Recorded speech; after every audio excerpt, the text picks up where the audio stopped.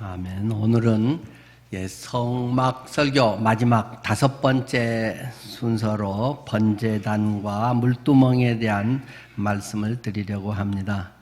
이제 우리가 이렇게 성막에 대해서 쭉 좀 부분적으로지만 살펴보고 우리 수양의 마지막 오는 날에 성경의 성막 그대로 똑같은 사이즈로 만들어 놓은 성막이 실제 보고 거기에 체험을 또 하게 되기 때문에 좀 많은 도움이 되리라 생각을 합니다. 자, 오늘은 번제단과 물두멍, 먼저 번제단에 대한 말씀의 본문 내용을 읽겠습니다. 출애굽기 27장 1절에서 8절 말씀입니다. 출애굽기 27장 1절 말씀부터 제가 읽겠습니다.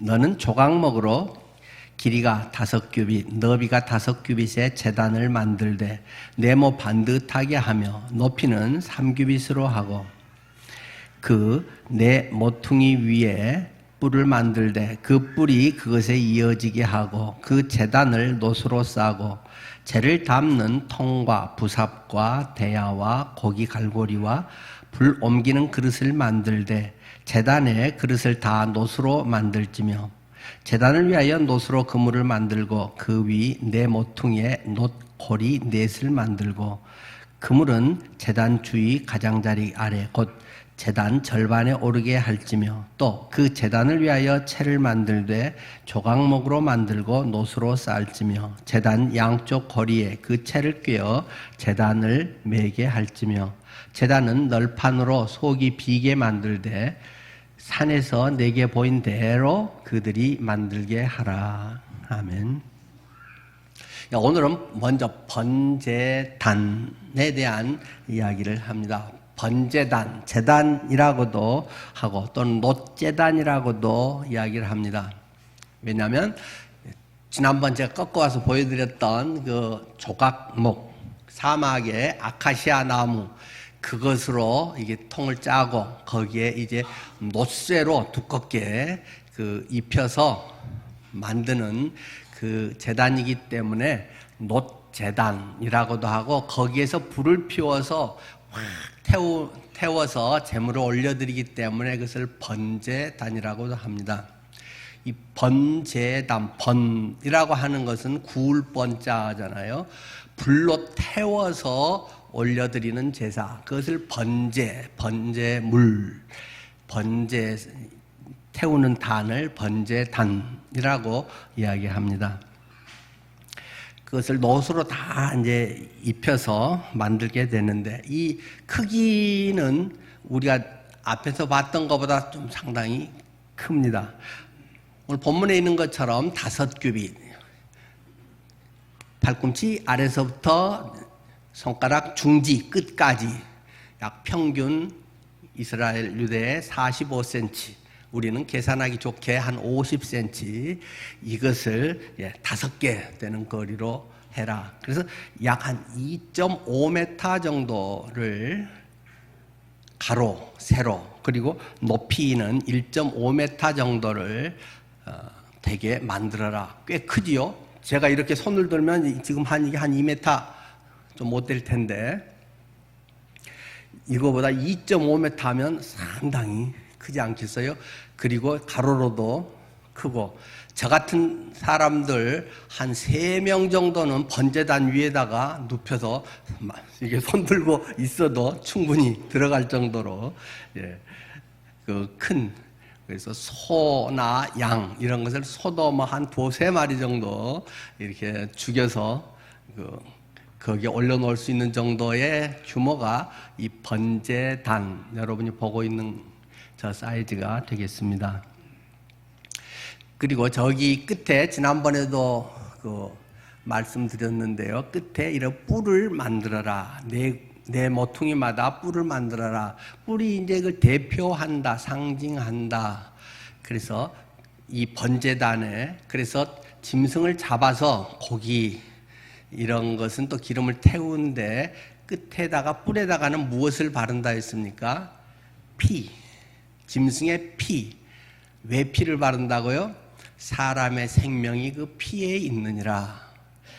그렇기 때문에 피를 바르는 것은 얘가 죽었습니다. 죄값을 치렀습니다. 사형당했습니다. 혹독한 죄의 대가를 받았다라는 것을 보여주는 걸 대표적으로 내 귀퉁이에다가 피를 바르고, 또 성소에도 피를 바르는 게 하나 있었죠. 뭐였죠? 금향단. 향단에 향 피우는 것에도 내 귀퉁이에 피를 뿌리고, 또 마지막 가장 중요한데 피를 뿌리는 것이 지성소에 있는 속죄소, 언약궤 뚜껑인 속죄소에 피를 뿌리고 그룹이 보고 그 위에 하나님의 죄 용서에 임재하심이 있어서 구름기둥과 불기둥이 거기에서 발원해서 전체 이스라엘 백성들을 보호 인도했다라는 것을 지난번 금향단을 말하면서도 드린 바가 있습니다. 그렇게 해서 이 첫 번째 번제단에 우리 재물을 가지고 와서 드릴 수 있게 되었다는 것입니다. 그런데 여기서 조금 더 우리가 중요하게 봐야 될 것은 이 번제단의 불이 항상 꺼지지 않게 하라 하고 말씀하고 있다는 것입니다. 레위기 6장 12절 13절 말씀에 이렇게 기록되어 있죠. 제단 위의 불은 항상 피워 꺼지지 않게 할지니 제사장은 아침마다 나무를 그 위에서 태우고 번제물을 그 위에 버려놓고 화목제의 기름을 그 위에서 불살을 찌며 불은 끊임이 없이 제단 위에 피워 꺼지지 않게 할지니라. 제물 있고 제사 특별히 행할 때만 불을 피우는 게 아니라 24시간 불이 꺼지지 않게 하라. 불은 항상 켜져 있게 해야 된다. 성막이 이동한다거나 이제 특별히 그런 상황에서는 그걸 피울 필요가 없겠지만은 설치가 되어 있는 상태에서는 항상 불이 피워 있도록 해라 하고 하나님께서 엄명을 하신 내용이 기록되어 있습니다.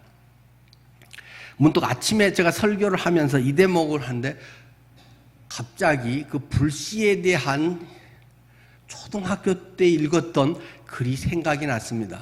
그래서 중간에 잠깐 찾아봤더니 마해송의 불3대라고 하는 수필이었습니다. 마해송 우리나라 최초의 아동 문학가지요. 마해송 씨 초등학교 때 제가 그분 동화도 읽으면서 참 재미있어 했던 기억이 나는데 그 불3대의 내용이 이렇게 그 수필이 진행이 됩니다.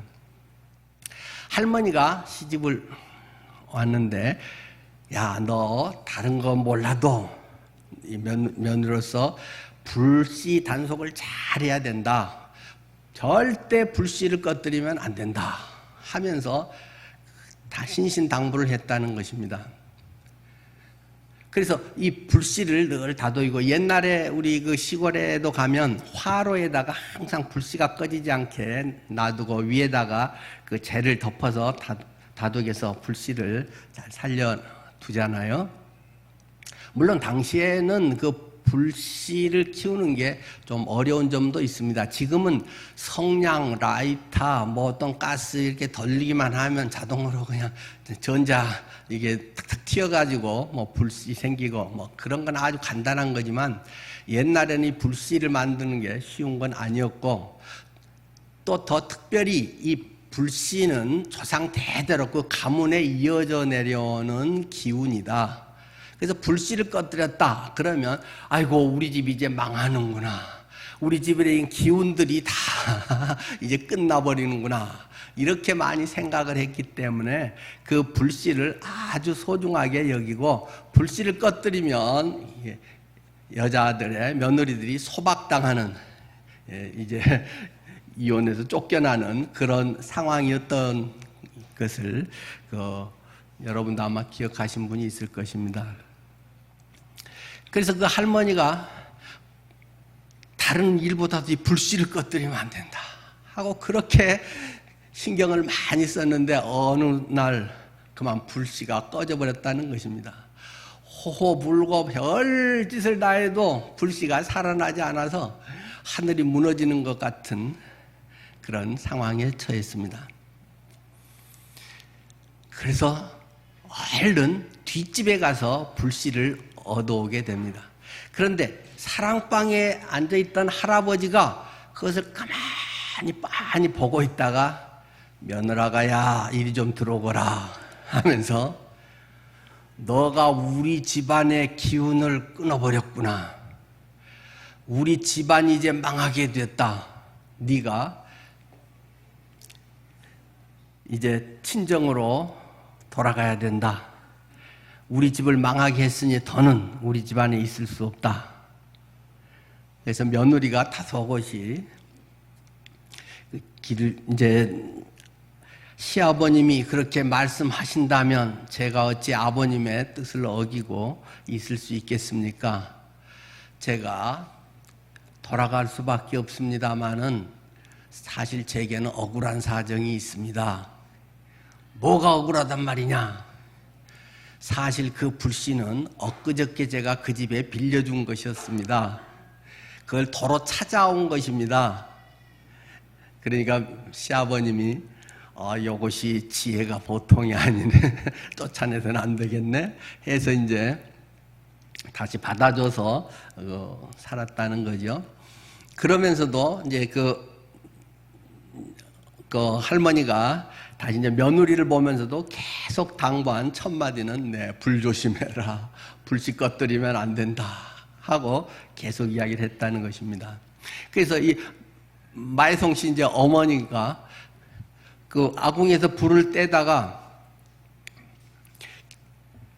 그만 이게 워낙 옛날엔 일도 많고 피곤하고 하니까 졸다가 그만 치마에 불이 붙고 말았습니다. 불이 붙어갖고 확 올라오는데 불불불불 하니까 사람들이 물을 가지고 와서 이제 끓려고 하니까 시어머니가 나서서 안 돼, 안 돼. 물 부으면 안 돼.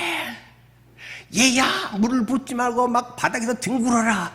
그래서 네 치마에 그 불을 꺼야지. 물 부어가지고 아궁이 불까지 다 꺼지면 큰일 난다. 그렇게 해서 어머니가 아궁이에서 뒹굴어서 겨우 불은 껐는데 좀 이렇게 다치고 약간 화상 입고 뭐 그런 이야기가 이렇게 수필로 불삼대라고 하는 수필이 있습니다. 제가 아까 다시 한번 찾아보고 잠시 후에 우리 전체 카톡방에 올려놓겠습니다. 실제 뭐 단지 소설이 아니라 그 시대에 그러한 일이 불기운 이런 것들이 대를 잇는다라고 이제 생각을 했죠. 지금도 아마 그 이사 가면서 어떤 집은 뭐 가기 전날에 거기 아궁이에 불을 넣어놓고 또 이사하고 그런 분들이 있다고 그러더라고요. 그 기운들을 요즘은 이제 그 보일러 이런 것이 잘 됐기 때문에 아파트에서는 그럴 일이 없지만 옛날에는 전날 미리 가서 그 식구공탄 집어 넣어놓고 불 피워놓고 물론 이제 가스가 새나 안 새나 또 따뜻하게 하려고 그런 것도 있지만 그 기운을 유지하려고 했던 게 이제 원래는 전해지는 그 뿌리였다고 해요. 어쨌든 불을 항상 꺼지지 마라 했는데 왜 그러냐? 이 불이 보통 불이 아니라는 것입니다. 성막을 만들고 번제를 드릴 때에 하늘에서 불이 내려왔다는 것입니다. 사람들이 막 비비고 어떤 생존 이런 데서 특별히 만든 것이 아니라 하나님이 하늘에서 내려준 그 시원이 하늘인 불, 그것을 가지고 계속 꺼뜨리지 않고 24시간을 이어서 이 성전에서 불을 피워서 그 번제 제물을 태우고 그런 사역을 했다는 것이죠. 그 성경에 그런데 그 아론의 아들인 나답과 아비후가 다른 불을 가져다가 하나님 앞에 그 제사를 드리려고 불을 지피려고 했더니 그 불이 그냥 확 거꾸로 자기에게 밀려와서 그 둘이 불에 다 죽어버렸다. 그런 끔찍한 사건을 성경에 기록하고 있잖아요. 인위적인 불, 사람들에 의해서 만들어진 인본주의라든가 이런 것이 아닌 철저하게 하나님에 의해서 하늘로부터 내려왔던 불이다라고 하는 굉장히 특별한 사건을 기록하고, 그 전에 엘리야도 갈멜산에서 하늘에 불이 떨어져서 재물을 다 태웠다, 이런 이야기들이 쭉 맥락을 가지고 신약까지 이어오고 있습니다. 하여튼 이 하늘로부터 내려온 이 불을 꺼뜨리지 마라. 인간적으로 너무 실용주의적 그런 방식으로 불 끝까지 꺼지면 어때? 다시 피우면 되지. 그러나 불이 있냐, 불이 꺼졌냐 안 꺼졌냐가 아니라 하나님으로부터 그 하나님을 예배하고 경외하고 하나님 안에서 그들이 온전히 살아가려고 하는 삶의 중심적인 것을 더욱 강조하고 있는 내용이기도 하겠죠. 성막에서 이제 이 번제단에 하늘로서 내려와서 시작된 이 성막 시대, 그리고 이것은 점점 확대가 돼서 이제 가나안 땅에 정착이 돼서 거기에 사람도 많아지고 안정적으로 또 크게 규모를 확대해서 해야 되는 상황에 솔로몬은 성전을 짓게 됩니다. 그리고 이 번제단도 작진 전체 성막의 규모에 비해서는 작진 않지만 어마어마하게 큰 번제단을 솔로몬이 만들어서 거기에서 제사를 지내죠. 솔로몬이 그것을 짓고 맨 처음 낙성식, 봉헌식을 할 때 사건을 성경은 기록하고 있는데, 역대하 7장 1절에 솔로몬이 봉헌할 때 하늘에서 불이 내려와서 그 제단에 제물들을 태웠다. 하늘에서 불이 내려와서 라는 사실을 일부러 강조하면서 기록하고 있습니다. 그래서 새로운 성전 시대를 열게 됩니다. 그리고 오늘날은 어떻겠습니까? 오늘날 우리의 삶에서는 그런 불이 있나요? 없습니다. 그러나 그런 맥락에서의 그런 성경 구약의 정신 속에서의 불은 여전히 존재한다는 사실입니다. 무엇일까요? 성령의 불입니다. 예수 그리스도로 말미암아 이제는 눈에 보이는 그런 제사를 결코 드릴 필요가 없다. 예수 그리스도가 진짜 제물이 되셔서 한 번에 영원히 모든 것을 완전히 해결해 줘버렸다. 그렇기 때문에 다시 제사를 드릴 필요가 없다라고 이야기하면서 성령 시대, 신약 시대를 열면서 굉장히 중요한 사건이 사도행전 2장의 오순절 성령 강림 사건입니다. 예수 그리스도로 인해서 이루어진 모든 것이 각자의 사람들 속에 어떻게 실제화하고 이어져 퍼져나가게 되는가 하는 것에서 예수님이 부활 승천하시고 다락방에서 한 120명 정도가 모여서 간절히 기도하고 있는데, 그때에 바람소리 같은 것이 들리면서 불의 혀 같은 것이, 그러니까 불에 막 이렇게 막 타오르는 모습 있잖아요. 불멍을 해보면 막 그렇게 되는 게 신기하게 지루하지 않고 가만히 보면 편안해지는 게 있잖아요. 그래, 불의 혀 같은 것이 각 사람의 머리 위에 임했다. 120명의 120개 마치 촛불이 켜지듯이 한 사람 한 사람의 머리 위에 각각 임했다라고 성경은 기록하고 있습니다. 그래서 그들이 그 순간부터 완전히 달라져 버렸다는 것입니다. 그리고는 그전에는 웅크리고 생각하고 뭐 이런 갇혀있는 그것에서 열고 튀어나가서 바로 3장부터 한 사건이, 베드로가 나가서 나 여기 있어 하면서 예수가 누군 줄 아시오 하면서 설교를 한다는 것입니다. 그랬더니 사람들이 그날 듣고 3,000명이 몰려들어서 예수를 믿고 침례를 받았다. 이런 사건을 기록하고 있습니다. 그게 맨정신으로 되는 일이 아니라는 것입니다. 이성적으로 훈련해서 되는 일이 아니라는 것입니다.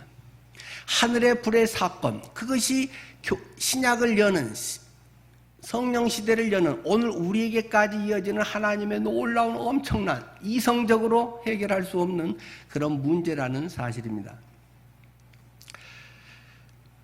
사실 불이 꼭 성령의 역사다라고 말할 수는 없습니다. 성경에는 성령을 상징하는 여러 표현들이 있습니다.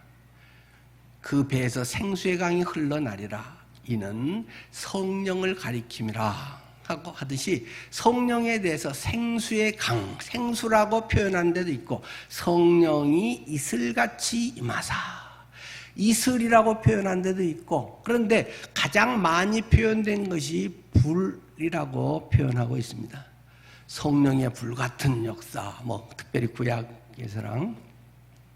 신약에서는 어떤 게 있을까요?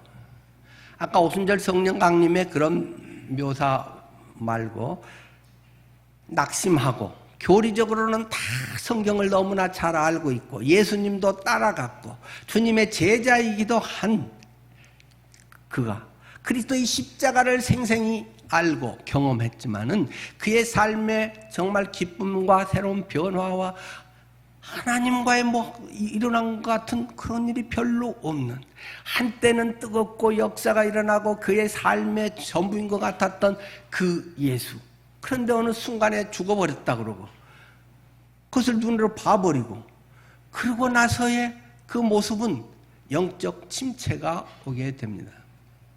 그때 한 사람이 같이 가도 되겠습니까? 하고 들어와서 이런저런 이야기를 하는데 거기에 굉장히 중요한 말씀이 있잖아요. 나중에 같이 식사를 하고 이렇게 보는데 순간적으로 그분이 사라져 버렸는데 그들이 공통적으로 둘이 얼굴을 마주보며 하는 이야기가 있습니다. 그 양반이 우리와 이야기하면서 대화를 할 때, 말씀을 풀어주실 때에 우리의 가슴이 뜨겁지 아니하더냐. 성경 그렇게 기록하고 있죠. 말씀을 풀어주실 때 우리의 가슴이 뜨겁지 아니하더냐. 그 뜨거운 마음, 견딜 수 없는 이런 마음, 어떤 소명의 불이 떨어져도 그런 현상이 많이 있죠. 어떤 것에 마음에 설레고 기쁨과 감사와 의욕이 차고 그럴 때 우리의 마음이 막 튀어나가고 싶고 가만히 있을 수가 없고 기쁨이 넘쳐서 누구 붙잡고 말하지 않을 수 없는 그런 때들이 있잖아요. 예수님이 말씀을 풀어주실 때, 성경의 말씀이 그 속에 있을 때 성령의 임재 가운데서 성령이 그 속에서 우리의 마음에 불을 지를 때가 있습니다. 그걸 꼭 불이라고 해야 되냐 안 해야 되냐 그런 건 중요한 것이 아니고 어쨌든 우리의 마음이 뜨거워지는 그런 마음들이 있잖아요. 주님에 대한 사랑의 감격이 있잖아요. 여러분들이 수양회를 통해서 언젠가 수양의 기간 동안에, 때로는 부흥의 기간 동안에 하나님의 말씀을 들으면서 내 심령이 뜨거워지고 새롭게 살고 싶은 그런 감동이 밀려올 때가 있지 않습니까? 그런 것처럼 성령의 그러한 역사가, 성령의 불같은 은혜의 역사가 오순절 성령 강림의 이후에 성도들의 심령마다 임할 수 있게 되었다는 것입니다. 그래서 맨 처음에 성막의 시대를 천막 성막 시대라고 한다면 솔로몬의 그 시대는 건물 성전 시대라고 이야기할 수 있을 것이고, 오늘날 우리의 삶 속에서는 사람 성전 시대라고 말할 수 있습니다. 사도 바울은 우리에게 이야기를 합니다.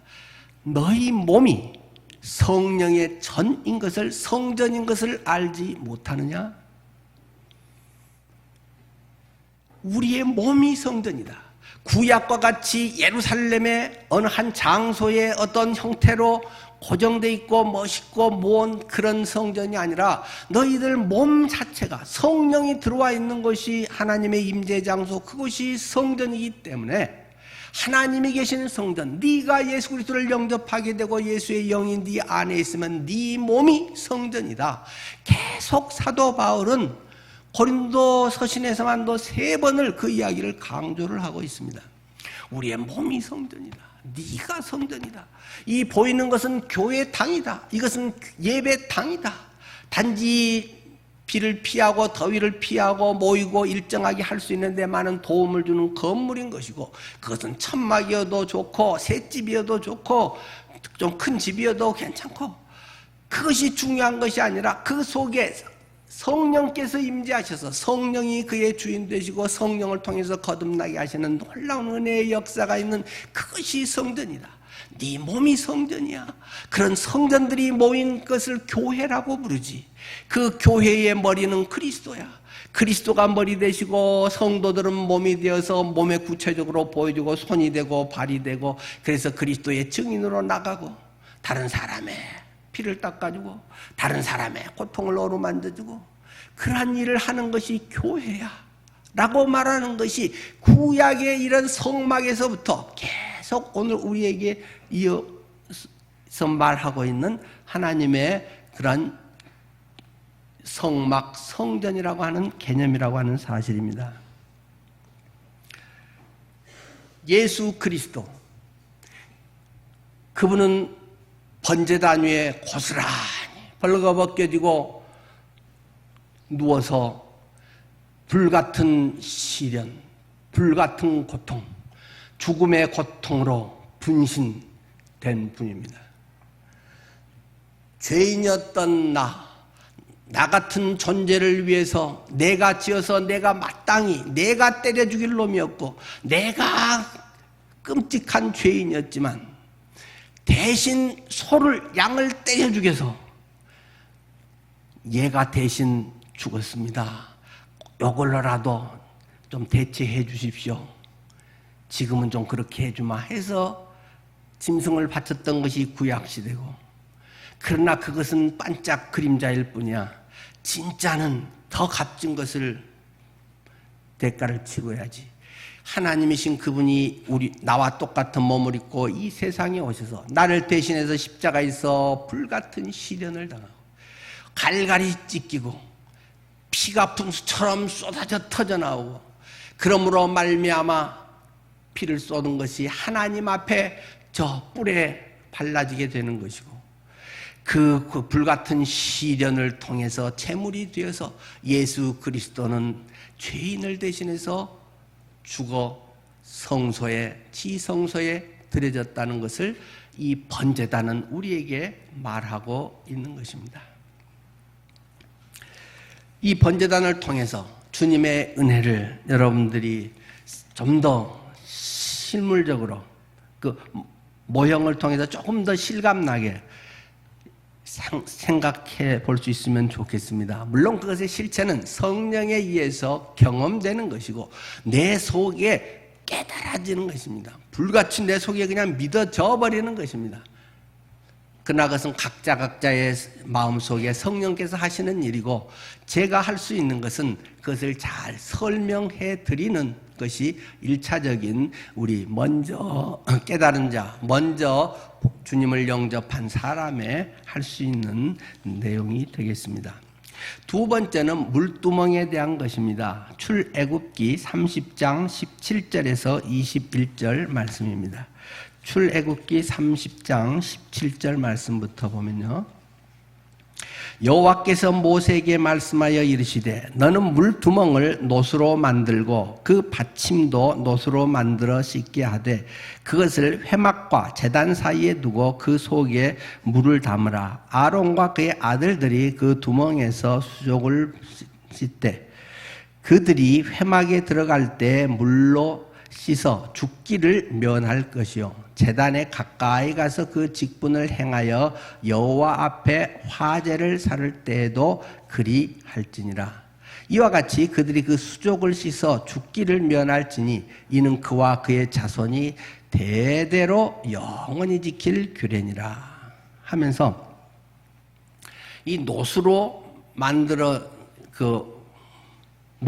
대야 같은 거라고도 해도 되겠죠. 그러나 크게 이 두멍을 대야 같은 것을 만들어라. 그런데 성경에 다른 것은 상당히 세세하게 몇 큐빗 어떠고 지름이 지름이 뭐 5큐빗 이런 식으로 근데 전혀 사이즈도 말하고 있지 않고 단지 놋으로 만들고 놋 받침대를 따로 만들어서 그것을 잘 세워놔서 이게 뒤집어지거나 흔들리지 않게 할 것을 말하고 있습니다. 물론 솔로몬 성전 시대에는 그것을 굉장히 크게 만들어서 그것 이름을 뭐라고 해요? 불렀죠? 바다라, 바다. 요만한 것 같은데 얼마나 컸으면 바다다라고 부를 정도로 크게 만들었다 하는 것은 이제 솔로몬 성전의 건축에 대한 이야기에서 나오게 됩니다. 자, 물두멍을 하는 건 뭐가 있습니까? 간단한 것입니다. 씻는 것입니다. 그 양소 같은 거 잡으면서 피도 튀고 그러면 이게 손에도 묻고 얼굴도 튀고 그런 것들을 씻는 거지요. 그리고 태우면 재 같은 것이 날라와서 머리에도 묻고 여러 가지 그런 불결한 것들이 많이 묻게 되잖아요. 또 그 더운 지역에서 그것을 하려면 얼마나 땀 범벅이 되겠습니까? 그래서 이것은 뜰 문으로 막 들어오면 앞에 번제단이 있고 거기서 다 태우고 그 다음에 물두멍을 두어서 물두멍에서 씻고 그 다음에 회막 또는 내성소라고 지금 성소라고 하는 그곳에 들어가서 바쳐라 이 이야기를 하고 있습니다. 우리가 하나님 앞에 나의 죄에 대한 혹독한 대가를 치르는 것. 자칫하면 우리는 그냥 괜찮아 용서하면 그럴 수 있지 뭐 사람이 안 그러고 어떻게 살아 뭐 남들도 그러는데 이렇게 할 수 있지만은 하나님 앞에서는 철저하게 그것에 대해서 결산이 되어야 됩니다. 그런 결산이 별로 없기 때문에 변화되지 않습니다. 상대적이기 때문에 뭐 난 남보다는 좀 나아. 나는 뭐 오래 그렇게 해서 뭐 괜찮게 하려고 했어. 이렇게 얼렁뚱땅 넘어가게 되고 하나님에 대해서 내가 어떤 징벌이 있는지 하나님의 심판이 얼마나 무서운지를 모르기 때문에 하나님께서 뭐 은혜고 감사하고 뭐 용서해 줬다는 것들이 조금 고맙습니다. 그런 사람들은 변화가 되지 않습니다. 나는 정말 죽일 놈이었구나. 나는 정말 어찌할 수 없는 존재구나 하는 걸 처절하게 느껴야 하나님 앞에 진짜 내가 바로 설 수 있고 다시는 내가 그렇지 않는다. 내가 다시 그러면 나는 걔 아들 뭐 이렇게 세상에서 표현하듯이 그런 것이 되는 것입니다.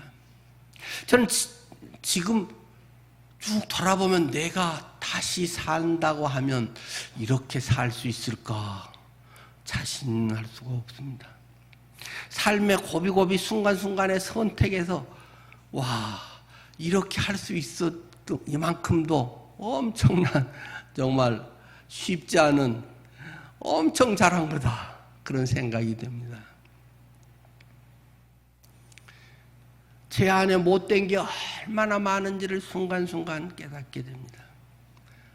나이가 들수록 더 깨닫게 됩니다. 옛날에 막 그런 거지 뭐. 그래도 나는 모범생이라고 했고 남들보다는 착하게 성실하게 살았던 거는 다 인정하잖아. 그 보이잖아요. 그렇게 해도 별로 악하게 안 보이잖아요. 그런데 이 속에 있는 나만 아는 그 모습은 얼마나 추한지. 하나님 앞에 하나님 여러고 목사라고 목사 노릇 수십 년 하고 이게 말이 됩니까? 하나님 앞에 너무나 부끄러울 뿐입니다. 겸손 강조주간이어서 하는 얘기가 아닙니다. 정말 그렇습니다. 저는 도둑놈입니다. 제 속에는 그러한 요소들이 많이 있습니다. 그것은 사소한 것도 늘 아름답다. 제 책 속에 내가 도둑놈 자식을 키우다니 하는 제목에 내가 그 내용은 썼습니다. 뭐 여러 번 얘기했기 때문에 아는 분들은 많습니다. 초등학교 때 우리 집 앞에 건너편에 만화방에 가서 보다가 살짝 주인의 눈치를 보다가 만화책을 이렇게 뱃속에 옷을 하고 숨겨가지고 왔습니다. 몇 번 성공을 했습니다. 그러다가는 딱 걸렸습니다. 그 주인하고 우리 어머님하고 잘 알기 때문에 찾아와서 얘가 만화책을 가져갔는데요. 그날 찍싸게 맞았습니다. 어머님이 눈물을 흘리시면서 때리면서 하시는 얘기가 그거였습니다. 내가 도둑놈 자식을 키우다니. 내가 도둑놈 자식을 키웠어. 어머니의 눈물의 소리, 매가 지금도 생생합니다. 물론 이제 동기가 나쁜 건 아니었습니다. 형 친구가 군대 갔다가 야, 군대는 별로 볼 게 없어, 재밌는 게 없어. 그래서 내가 그 얘기를 듣다가 군인들한테 위문품을 보내야지. 재밌는 거는 만화다. 그래서 군인들 나오는 만화로 서너 권을 훔쳐가지고 싸놨다가 위문품 보내려고 했던 겁니다. 용돈 아껴가지고, 물론 그때는 용돈이라는 것도 없었습니다만은, 뭐 다른 것, 아이스케이크 장사를 하든지, 물론 초등학교 3학년 때 아이스케이크 장사도 해보고 신문 배달도 방학 때 했었습니다. 그렇게 해서 보내야 되는 건데 만화책을 훔쳐서 보내려고 한 게 제 맘보드라는 것입니다. 다행히 그때 걸려가지고 뒤지게 맞아가지고 그 다음부터는 안 그랬지만 제 마음 속에는 그런 것이 있습니다. 제 마음속에는 음란한 것들이 많이 있습니다. 나이가 들면 없어지나요? 특히 남자들이 없어지나요? 관음증이 없어지나요? 어제 뉴스에 이런 거 나왔잖아요. 지방의 현직 판사가 40대 현직 판사가 서울에 출장 와서 일 보고는 뭐 이렇게 해서 뭐 그 조건 만남 채팅 앱으로 이렇게 해가지고 그 성관계를 하고 15만 원 주고 하고 이렇게 뭐 했다가 이제 이렇게 막 추적돼가지고 잡혔잖아요. 그래도 그 양반은 뭐 어차피 들통 날 거니까 나 현직 판사라고 뭐 고백을 하고 지금 뭐 하여튼 경찰서에서 이렇게 저렇게 지금 하고 있다고 어제 저녁 뉴스 그거 나왔지 않습니까? 사회적으로 높은 지위 있고 고상할 것 같은 사람은 그 마음이 깨끗한가요, 늘? 그 양반이 뭐 성 무슨 뭐 재판도 그 전에 했던 사람이라고 뭐 하여튼 언론에 글이 나오대요. 남의 성을 단죄하고 뭐 하면서 그 속에는 욕망이 그냥 서울 출장 잠깐 하루가 들어와 갖고도 그걸 못 참고는 그냥 우리는 40대면 와 그럴 때도 넘을 것 같은데 그냥 15만 원 주고 그렇게 해가지고 뭐 하여튼 법원에서 뭐 징계 받는다고 그래요. 근데 남의 얘기만 아닐까요? 돈에 대한 욕심, 명예에 대한 욕심, 체면 손상하면 견딜 수 없는 그러한 상처. 저는 65년 살면 거룩해질 줄 알았습니다. 목사 노릇 30년 이상 하면 저는 거의 성자같이 되는 줄 알았습니다. 절대 아닙니다. 더 못되질 가능성이 많습니다. 제가 돌아보면 전도사 때 제일 제가 순수하고 제일 교회 행패 부리고 와서 뭐 도와달라고 한 사람도 제일 잘 다독이고 같이 라면 끓여 먹고 같이 챙겨주고 약 발라주고 담임 목사 된 뒤로는 그런 일이 별로 없습니다. 물론 그때같이 찾아오지도 않습니다만은 뭐 어제도 한 사람 왔지만은 내가 이래도 목사해도 되는 건가? 주님 앞에 부끄러움 속에 자책을 하곤 합니다. 맨날 성경 보고 맨날 설교하는데 왜 이렇게 제 마음 깊은 곳은 그런 것들이 또 솟아나는 걸까요? 주님의 은혜, 이렇게 뭐 좀 된다고 뭐가 되는 게 아니네요. 사회적으로 뭐가 좀 된다고 아니네요. 날마다 물두멍에서 씻어야 됩니다. 예수님께서는 베드로에게 말씀하십니다. 만찬을 하고 씻어주겠다는 거. 아니 난 괜찮아요. 난 안 씻어도 돼요. 목욕한 사람도 발은 매일 씻어야 된다. 여러분은 주님의 앞에서 날마다 주님의 말씀의 생수 앞에서 날마다 발을 씻고 날마다 정결하게 살아가십니까?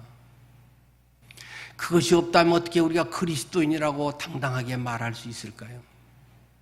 예수님의 보혈의 공로 바로 앞에서 번제단에서 그 이글이글 타는 불 속에서 죽는 걸 보고 끔찍해, 나 때문에 죽었어, 다시는 내가 이렇게 하면 새 아들 놈이야, 뭐 이렇게 하고 씻지 않고 한다면 뭐가 되겠습니까?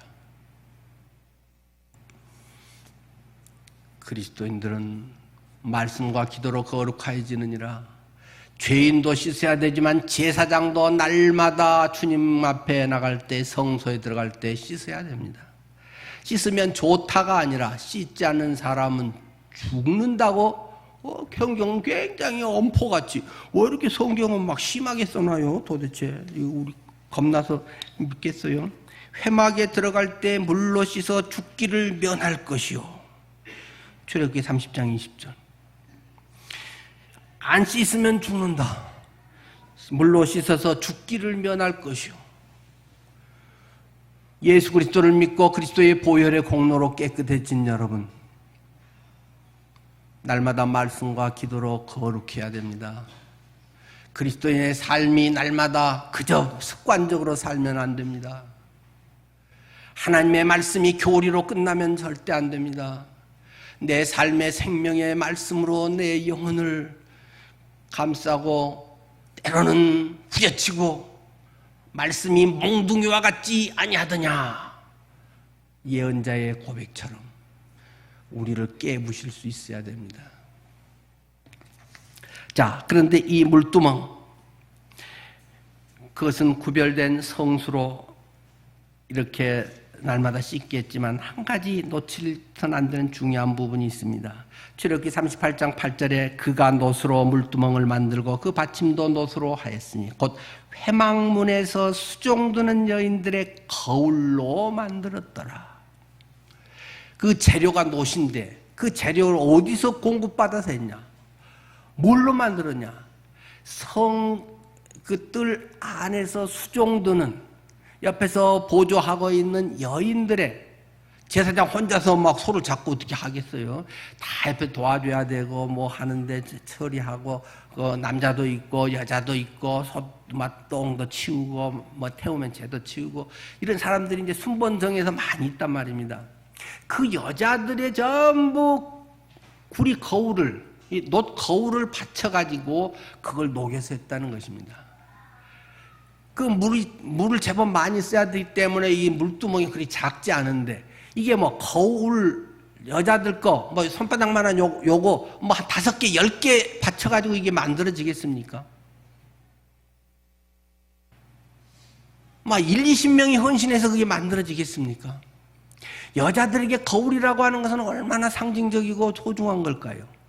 지금 같으면 뭐 유리 거울이 많이 있어서 되지만 옛날 청동 거울, 윤동주 시에도 나오듯이 그 여인들의 그 애장품 하나 막 반질반질 닦으면 거기에 거울이 좀 비치고, 여자들의 미모, 외모, 아름다움, 뷰티, 패션, 이런 것들을 내려놨다는 말 아닙니까? 그것이 뒷전이라는 말 아닙니까? 먼저 하나님의 나라와 의를 구하는 그런 자세가 하나님 앞에 내가 소중히 여기는 나의 애장품을 드립니다. 그것들을 다 모아가지고 녹여서 물두멍을 만들었다는 것입니다. 주님 앞에 이런 헌신 가운데 만들어졌다는 것입니다. 주님 앞에 모든 걸 바쳐라, 그런 거 아닙니다. 먼저 누가 주인이냐를 기억해라. 너의 생명의 주인이 누구인지를 기억해라. 뭐 바치고 안 바치고는 그거는 뭐 자기 알아서 할 일이겠고, 우선순위가 무엇인가를 기억해야 됩니다. 나는 지금 삶의 우선순위가 무엇인가를 추구하면서 살아왔는가? 내가 살아온 삶을 다시 산다고 하면 과연 무엇을 우선으로 두고 살아가야 하는가?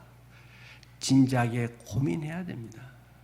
하나님 앞에 성전에 쓰일 만한 그런 그릇이 되는가? 그런 그릇으로 주님 앞에 쓰이는가?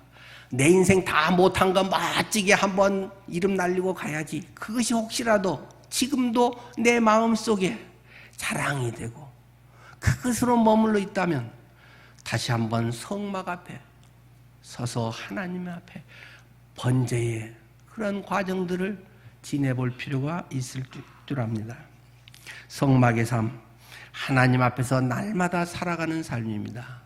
성막 중심의 삶, 그리스도가 나의 주인이 되는 삶 아니겠습니까? 여러분의 삶이 십자가와 부활의 능력이 여러분의 삶 속에 그러한 은혜로 경험되기를 축원합니다. 기도하겠습니다.